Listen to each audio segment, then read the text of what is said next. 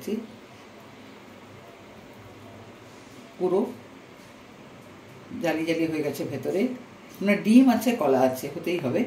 আর dry ফ্রুটসগুলো সব ভেতরে ভাজা হয়ে গেছে। যখনই মুখে পড়বে তখনই খুব ভালো লাগবে খেতে। তো বাচ্চাদের জন্য অবশ্যই এটা বানাবেন।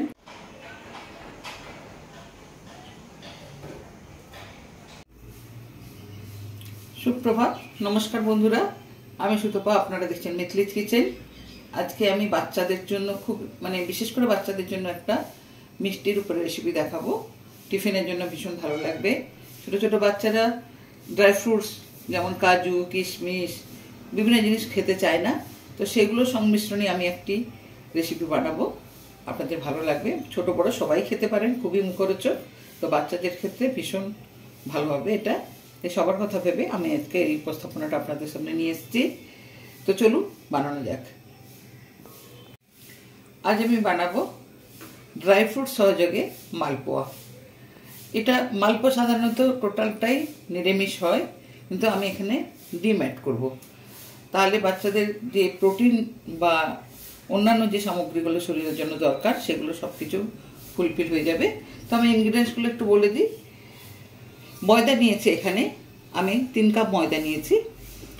আর যেটা দিয়ে আমি তৈরি করব, এখানে পাকা কলা নিয়েছি আমি, কালো জিরে, কাজু কুচানো, নারকেল কুচানো, একটু লবণ নিয়েছি, আর চিনি, দুধ, কিশমিশ কুচানো, ছোট এলাচ থেতো করে নিয়েছি, একটা ডিম, ঘি দিয়ে আমি এটা মাখবো, সাদা তেলে ভাজবো। প্রথমে ময়দাটা আমি এখানে দিয়ে দিচ্ছি।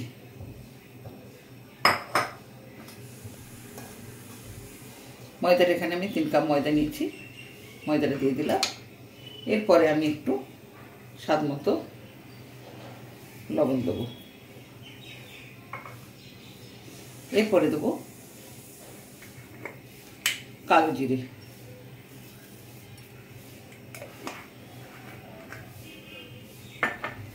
তারপরে দেবো কিশমিশ।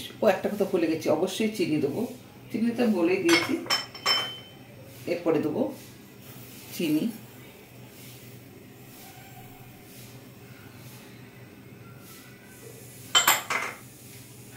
নারকেল কুচানো,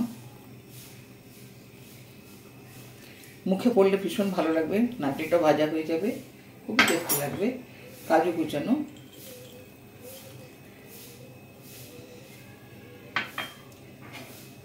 ছোট এলাচ,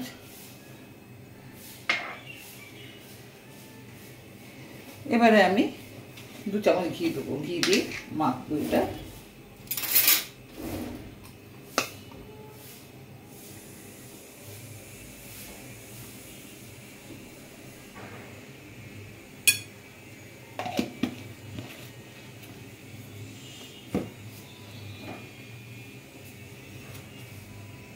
এখানে আমি একটা কলা দেবো।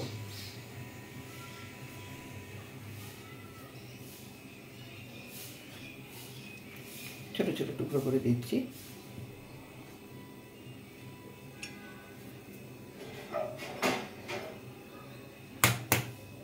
ডিম একটা দিয়ে দিচ্ছি।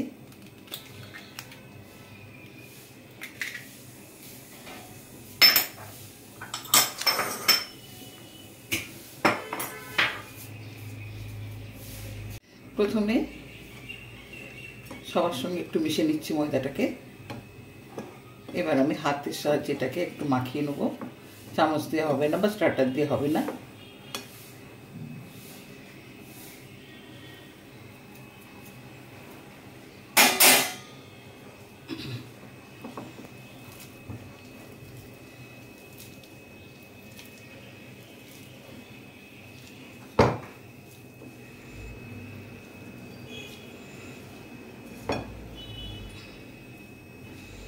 আমি 1 কাপ দুধ নিয়েছি এখানে, যদি কম পড়ে যায় একটু জল দিয়ে দেবো।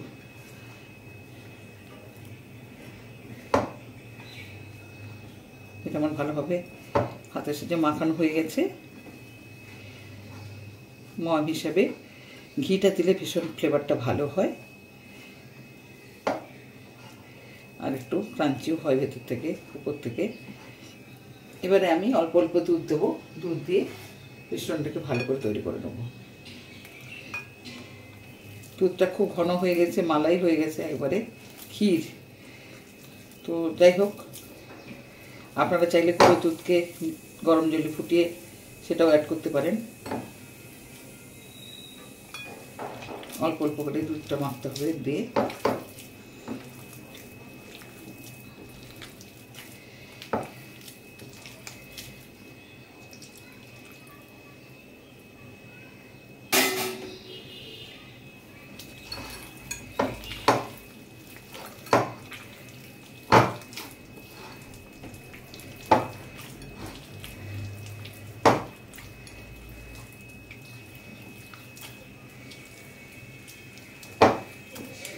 এবারে অল্প একটু জল দেবো।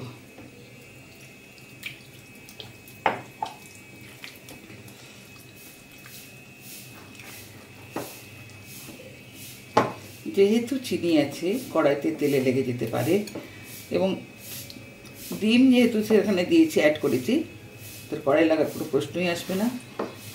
এবারে আমি স্টার্টারের সাহায্যে এটাকে ভালো করে একটু ফাটিয়ে নেব। এখানে খাওয়া সোডা, বেকিং পাউডার কিচ্ছু আমি দিচ্ছি না।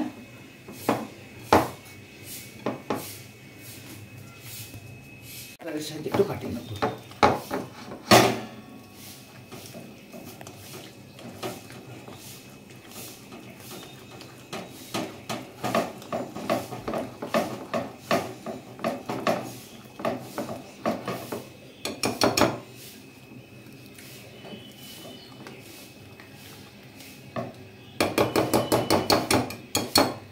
দু 3 মিনিট আমি ফাটিয়ে নিলাম। এরপরে আমি এটাকে ভালো করে গুছিয়ে রেখে দিচ্ছি 10 মিনিটের জন্য। কারণ চিনিটা যেহেতু দানা চিনি দিয়েছি, এটা ডিজলভ হতে লাগবে। আমি একটা থালা ঢাকা দিয়ে দিচ্ছি, একটু পরেই ফিরে আসছি। ঢাকা দিয়ে রেখেছিলাম 10 মিনিট। এরপরে আমি এবারে ভাজবো। একটা ননস্টিক নিয়ে নিয়েছি, এবারে আমি তেল দেবো।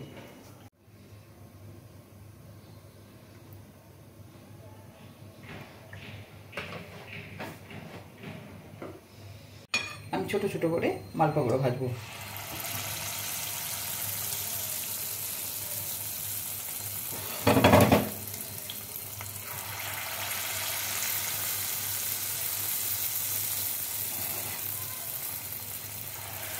গ্যাসটা কমিয়ে দিচ্ছি, তেলটা খুব গরম হয়ে গেছে।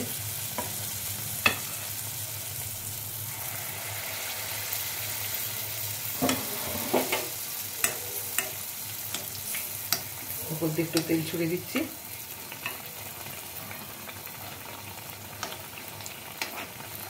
মালপোয়া যেরকম হয়, মালপোয়াটা এমনি ভেজে নিয়ে চিনি শিরা করে ভেজে দিতে লাগে।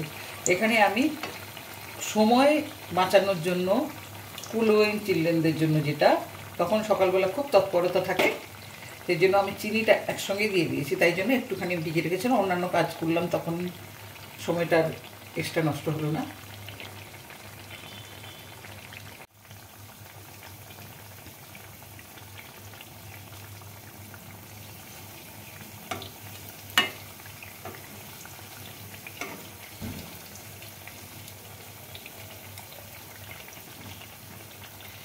মালপোয়াগুলো হয়ে গেছে, আমি তুলে নেবো এবারে।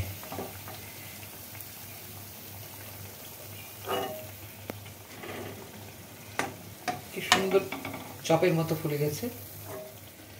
ফুলবে তো, কেননা ডিম আছে, কলা আছে।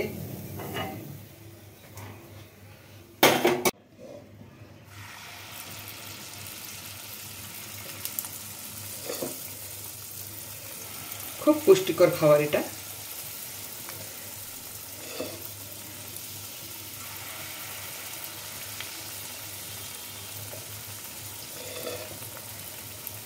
আমাদের তো সুগার আছে, কিন্তু এক একটা তো খাবই, খুব লোভনীয়। উপর দিয়ে একটু আবার তেলটা ছড়িয়ে দিচ্ছি।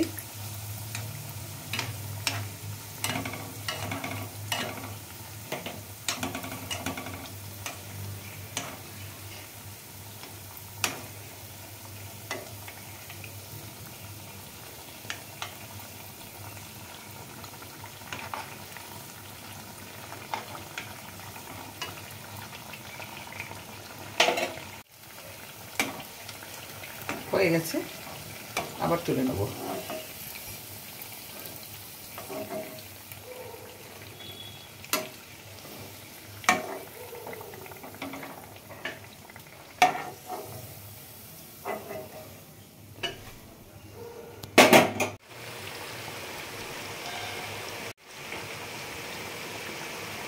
পুরোপুরিভাবে সমস্ত মালপোয়াগুলো আমার ভাজা হয়ে গেছে।